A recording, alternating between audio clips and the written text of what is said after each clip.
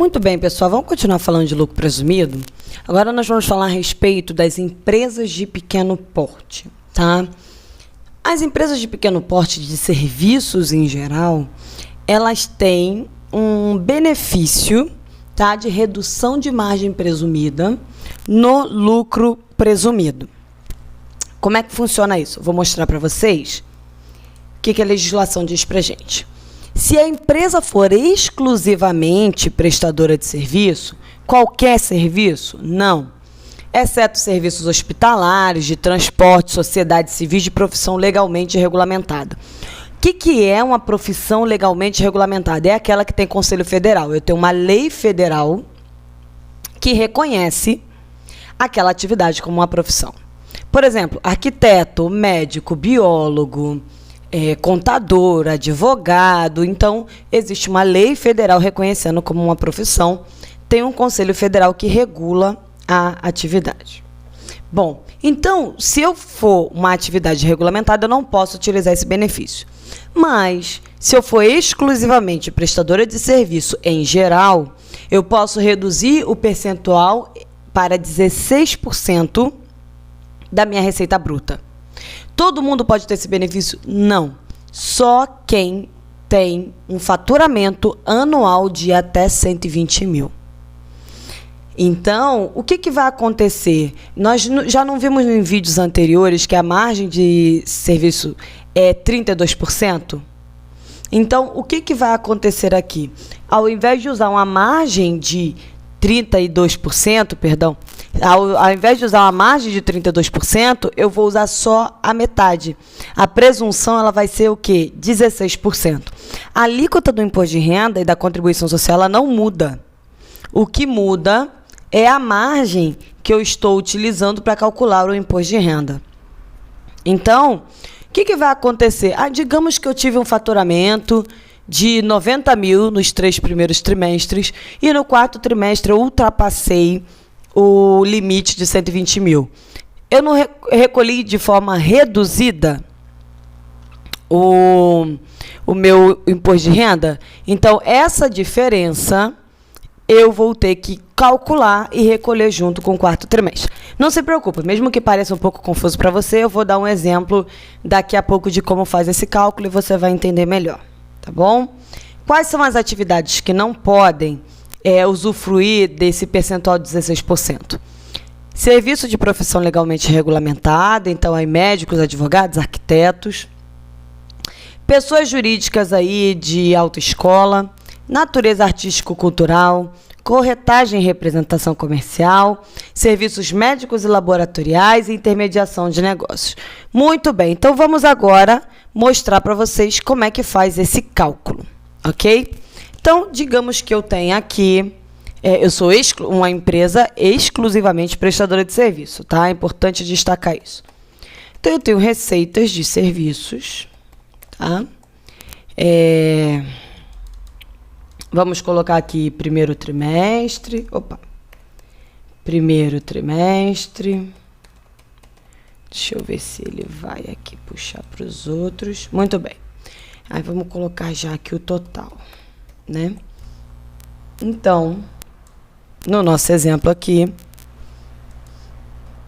eu tenho uma empresa exclusivamente prestadora de serviço e eu comecei o ano com uma expectativa de ter um faturamento de até 120 mil por ano, tá?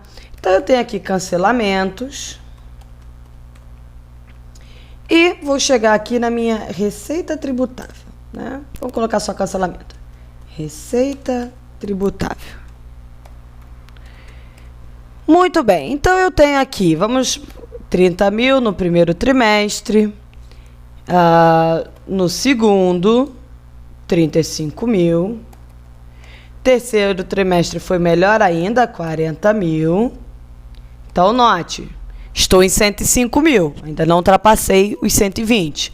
Quarto trimestre, eu tive 45 mil de faturamento. Então, eu ultrapassei aí os 120 mil de limite anual, correto? Tenho aí, então, cancelamentos.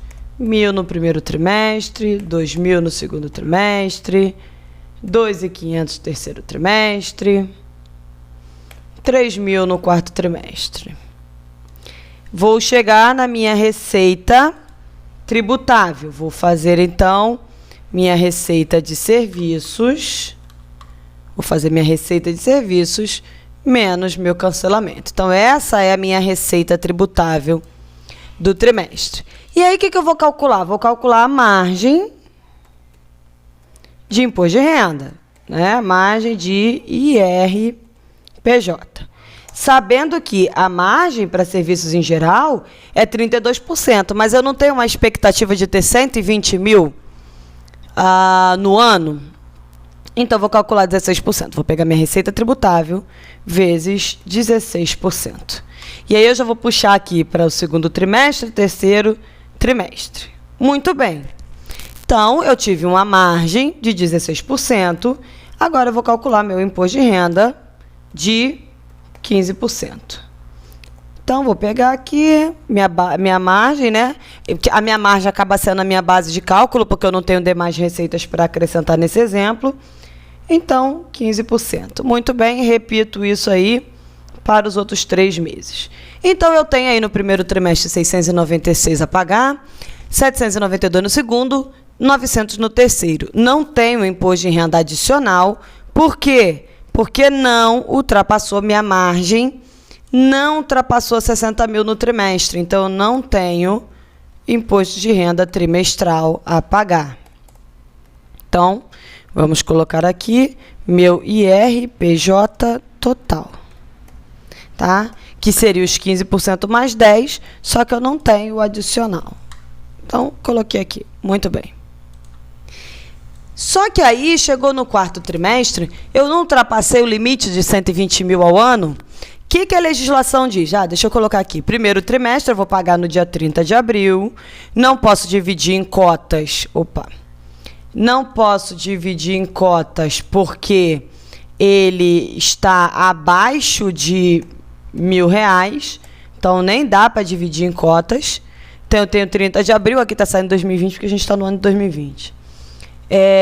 Segundo trimestre, eu vou pagar em 31 de julho, né?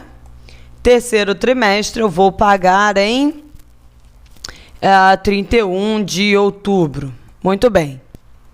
Então, deixa eu colocar aqui, pagamentos. Muito bem, paguei em cota única. Só que no quarto trimestre, como eu ultrapasso o limite de 120 mil, o que eu tenho que fazer? Eu tenho que calcular a diferença, porque eu não deveria ter calculado com a margem de 32%. Eu não calculei porque eu achava que o meu faturamento ia ficar até 120 mil no ano. Então, o que o governo fala? Ok, mas eu quero a diferença.